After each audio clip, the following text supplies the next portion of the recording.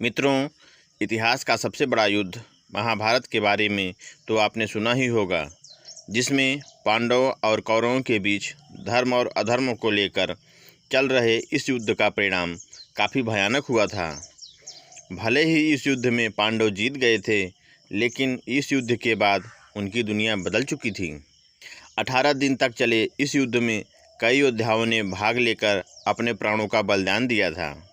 ऐसे में आपने कभी यह जानने की कोशिश की है कि उन योद्धाओं के बलिदान के बाद उनकी पत्नियां जब विधवा हो गई, तब उन विधवाओं का क्या हुआ? क्या उन सभी विधवाओं ने अपने प्राण त्याग दिए या फिर उनके साथ कुछ और ही हुआ? अगर आप भी इन सभी सवालों का जवाब जानना चाहते हैं, बने रहे हमारे साथ वीडियो के एंड तक। नमस्कार दोस्तों, स्वागत है आपका आज के इस नए वीडियो पर एक बार फिर से। मित्रों, महाभारत ग्रंथ के आश्रमवासी पर्व के 33वें अध्याय में कुरुक्षेत्र के मैदान में वीर गति को प्राप्त हुए सैनिकों के विधवाओं के बारे में जानकारी मिलती है, जिसके मुताबिक महाभारत युद्ध के बाद पांडवों को हस्तिनापुर का राज्य मिल गया था। पांडुपुत्र युधिष्ठिर का हस्तिनापुर के नरेश के रूप में राज्याभिषेक किया गया और अन्य भाइयों को भी हस्तिनापुर राज्य की अलग अलग महत्वपूर्ण जिम्मेदारियां सौंप दी गई। युधिष्ठिर के बाद भीम को हस्तिनापुर का उत्तराधिकारी भी घोषित किया गया। प्रजा भी उनके शासनकाल में काफ़ी खुश रहने लगी। पांचों पांडव अपनी जिम्मेदारियां निभाने के साथ साथ ज्येष्ठ पिता धृतराष्ट्र, अपनी बड़ी माँ गांधारी और अपनी माता कुंती की सच्चे मन से सेवा किया करते थे। पांडवों की सेवा से धृतराष्ट्र और गांधारी समय के साथ साथ अपने पुत्रों के शोक से बाहर आ गए और इसी तरह 15 साल का समय बीत गया। लेकिन एक दिन अचानक धृतराष्ट्र के मन में राजमहल छोड़कर वन में जाने की इच्छा हुई। उसके बाद उन्होंने युधिष्ठिर के सामने अपनी इच्छा प्रकट करते हुए कहा कि हे युधिष्ठिर, अब हमारा मन राजमहल में नहीं लगता, इसलिए हम चाहते हैं कि बचा हुआ जीवन वन में बिताएं। तुम हमें वन जाने की आज्ञा दो।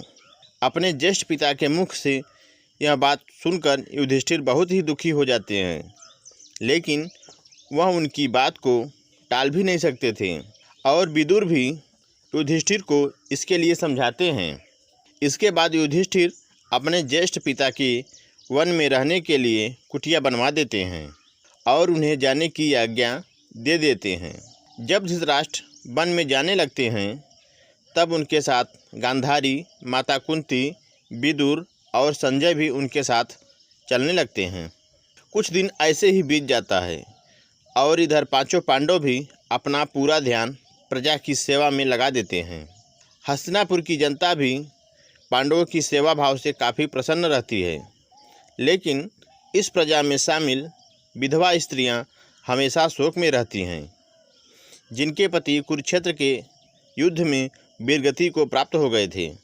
वो स्त्रियां अपने पतियों के शोक में रोती व बिलखती रहती थीं। युधिष्ठिर चाहकर भी उनके दुखों को दूर नहीं कर सकते थे, क्योंकि उन्होंने खुद अपने लोगों को अपनी आंखों के सामने मरते हुए देखा था। कुछ दिन ऐसे ही बीत जाते हैं। फिर एक दिन पांडवों में सबसे छोटे भाई सहदेव को अपनी माता कुंती से मिलने की इच्छा होती है। तब सहदेव जाकर अपनी इच्छा चारों पांडव भाइयों को बताते हैं। इसके बाद उन चारों भाइयों और द्रौपदी के मन में भी माता कुंती से मिलने की इच्छा जागृत हो जाती है। सबके कहने पर हस्तिनापुर नरेश युधिष्ठिर अपने सेनापति को आदेश देते हैं कि वह सभी के वन में जाने की व्यवस्था करें। अगले दिन पांचों पांडव द्रौपदी के साथ वन में चल पड़ते हैं। जब इस बात का पता हस्तिनापुर के प्रजा को चलता है, तो वो लोग भी उनके साथ जाने लगते हैं। उन लोगों में वह विधवा स्त्रियां भी थीं, जिन्होंने अपने पतियों को महाभारत के विकराल युद्ध में खो दिया था। वन में जाकर पांचों पांडव उस आश्रम में जाते हैं जहाँ धृतराष्ट्र, गांधारी, माता कुंती, विदुर और संजय सभी निवास कर रहे थे। हस्तिनापुरवासी भी इस आश्रम के आसपास अपना डेरा जमा लेते हैं। कुछ दिन ऐसे ही बीत जाता है।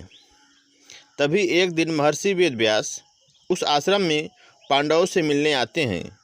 पांडवों से मिलने के बाद जब वह आश्रम से बाहर निकलते हैं तो उनकी नज़र हस्तिनापुर के उन विधवाओं के ऊपर पड़ती है जो अपने पतियों के शोक में विलाप कर रही होती हैं। महर्षि वेदव्यास हस्तिनापुर की अन्य निवासियों पर भी गौर करते हैं। वे भी युद्ध में मारे गए अपने परिजनों के शोक में डूबे होते हैं। यह देखकर महर्षि वेदव्यास को बहुत दुख होता है। वो सभी को समझाते हैं कि आप लोग युद्ध में वीरगति को प्राप्त हुए अपने परिजनों का शोक न करें। वे सभी जिस लोक में हैं वो वहाँ सुखीपूर्वक रह रहे हैं और वो वहाँ काफ़ी प्रसन्न भी हैं। लेकिन महर्षि वेदव्यास द्वारा समझाने के बाद भी विधवाओं और अन्य प्रजा पर कोई असर नहीं पड़ा और वे अभी भी शोक में रहते हैं। तब महर्षि वेदव्यास उन सभी से कहते हैं कि अगर आप लोगों को मेरी बात पर यकीन नहीं होता तो आज मैं आप लोगों को इसका भी यकीन दिला दूंगा। आज रात को मैं आपके परिजनों से आपको मिलवाऊंगा। महर्षि के मुख से ये बात सुनते ही पांडव सहित हस्तिनापुर के प्रजा के चेहरे पर एक तेज आ जाता है।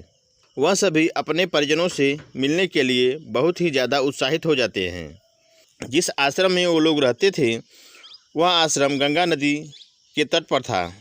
जैसा कि महर्षि वेदव्यास ने कहा था, शाम के समय सूर्यास्त होने से पहले सभी लोग गंगा नदी के तट पर अपने परिजनों से मिलने पहुंच जाते हैं। उसके बाद महर्षि वेदव्यास अपने तपोबल से महाभारत के युद्ध में मारे गए सभी योद्धाओं को वहां पुकारते हैं। महर्षि वेदव्यास के तपोबल से सभी योद्धा एक एक करके गंगा नदी से बाहर निकलते हैं और अपने मृत परिजनों को एक बार फिर से अपने सामने देखकर पांडव सहित हस्तिनापुर के सभी निवासी बहुत प्रसन्न हो जाते हैं। सभी अपने परिजनों से मिलते हैं, उनसे बातें भी करते हैं और उनके साथ थोड़ा समय भी बिताते हैं। इसके बाद उन्हें इस बात पर यकीन हो जाता है कि उनके परिजन इस लोक से मुक्ति पाकर अपने अपने लोकों में खुश हैं। ये बात जानने के बाद सभी के मन में अपने परिजनों को लेकर जो शोक था वह समाप्त हो जाता है। कुछ समय बीतने के बाद युद्ध में मारे गए सभी योद्धा गंगा नदी में एक एक करके डुबकी लगाकर अपने अपने लोक चले जाते हैं। उनके वापस जाने के बाद जो विधवा स्त्रियां रहती हैं वो वापस से दुखी हो जाती हैं। यह देखकर महर्षि वेदव्यास उन विधवा स्त्रियों से कहते हैं कि जो स्त्रियां अभी भी दुखी हैं और अपने पति के साथ उस लोक में जाना चाहती हैं वह गंगा नदी के इस पवित्र जल में डुबकी लगाकर अपना जीवन त्यागने के बाद जा सकती हैं। महर्षि के मुख से यह बातें सुनकर सारी विधवा स्त्रियां गंगा के जल में डुबकी लगा देती हैं और अपने जीवन का त्याग करके अपने अपने पति के लोक में चली जाती हैं। मित्रों, महाभारत की यह घटना अपने आप में हैरान कर देने वाली एक अद्भुत घटना है। चचेरे भाइयों के बीच में हुए महाभारत रूपी इस भयंकर युद्ध के लिए बहुत से लोग द्रौपदी को दोष देते हैं तो कुछ लोग कौरवों के अहंकार और लालच को इस युद्ध की वजह मानते हैं। वहीं कुछ लोग ऐसे भी हैं जिनका कहना है कि शकुनी की वजह से महाभारत के इस युद्ध की पृष्ठभूमि का निर्माण हुआ। खैर जो भी हो, लेकिन इस युद्ध में लाखों की संख्या में जाने गई और साथ ही पूरे कुरुवंश का विनाश हो गया। मित्रों, कहा जाता है कि महाभारत युद्ध के बाद हस्तिनापुर पर पांडवों ने 36 वर्षों तक राज्य किया। इसी बीच गांधारी की श्राप की वजह से यादव वंश का वजूद भी लगभग खत्म हो गया। एक शिकारी का तीर गलती से भगवान श्री कृष्ण के पैर में लग जाता है, जिससे उन्होंने अपना देह त्याग दिया और उसके बाद वह अपने बैकुंठ धाम लौट गए। कहा जाता है कि भगवान श्री कृष्ण के बैकुंठ लौटने के बाद महर्षि वेदव्यास हस्तिनापुर जाकर अर्जुन को इस बात की सूचना देते हैं और यह भी बताते हैं कि उनके और उनके भाइयों का भी उद्देश्य पूरा हो गया है। इसके बाद युधिष्ठिर अपने पड़पौत्र परीक्षित को हस्तिनापुर का राजपाट सौंपकर अपने सभी भाइयों एवं द्रौपदी के साथ हिमालय की ओर निकल पड़ते हैं ताकि वे लोग स्वर्ग जा सकें। लेकिन रास्ते में ही एक एक करके सारे पांडवों की मृत्यु हो जाती है। यहाँ सबसे पहले द्रौपदी की मृत्यु हो जाती है और सबसे आखिरी में महाबली भीम की। इन सभी की मृत्यु उनके अभिमान, उनकी अभिलाषा और उनकी इच्छाओं की वजह से होती है। लेकिन कहा जाता है कि युधिष्ठिर ही अकेले ऐसे पांडव थे जिनको किसी भी बात का अभिमान नहीं था, इसलिए वह अपने शरीर के साथ स्वर्ग पहुंच पाए थे। लेकिन मित्रों, आपको यह बात जानकर हैरानी होगी कि युधिष्ठिर के स्वर्ग पहुंचने के बाद उनके चारों भाई और द्रौपदी भी स्वर्ग पहुंच जाते हैं। दरअसल जब युधिष्ठिर स्वर्ग के दरवाजे पर पहुंचते हैं तो वहां उन्हें देवराज इंद्र मिलते हैं। देवराज इंद्र को अपने सामने देखकर युधिष्ठिर ने उनसे कहा कि मेरे चारों भाई और द्रौपदी यात्रा के बीच में ही गिरकर अपने प्राण गंवा बैठे हैं, कृपा करके उन्हें भी अपने साथ ले आइए। इसके बाद इंद्र ने युधिष्ठिर को बताया कि उनके भाई और द्रौपदी पहले ही शरीर छोड़कर स्वर्गलोक पहुंच चुके हैं, लेकिन सिर्फ युधिष्ठिर को ही अपने शरीर के साथ स्वर्ग जाने का मौका मिला है। दरअसल ऐसा करने के पीछे भी एक वजह थी।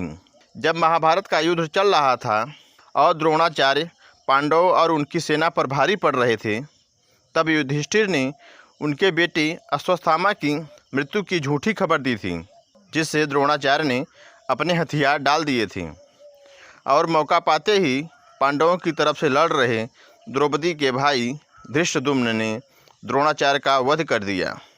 इस वजह से उन्हें अपने भाइयों और द्रौपदी से अलग होकर स्वर्ग प्राप्त हुआ और इसी वजह से देवराज इंद्र ने उन्हें एक देवदूत के साथ कुछ देर के लिए नरक में भी भेजा था, जहां उन्हें न केवल कुछ समय बिताना पड़ा था, बल्कि पांडव भाई कर्ण, अर्जुन, नकुल, सहदेव, भीम और द्रौपदी के रोने की आवाज़ें भी आ रही थीं। तो मित्रों, यह है महाभारत के बारे में कुछ रोचक और महत्वपूर्ण जानकारी। अगर आपको पसंद आई हो तो वीडियो को लाइक और शेयर ज़रूर करें और वीडियो को अंत तक देखने के लिए आपका बहुत बहुत धन्यवाद।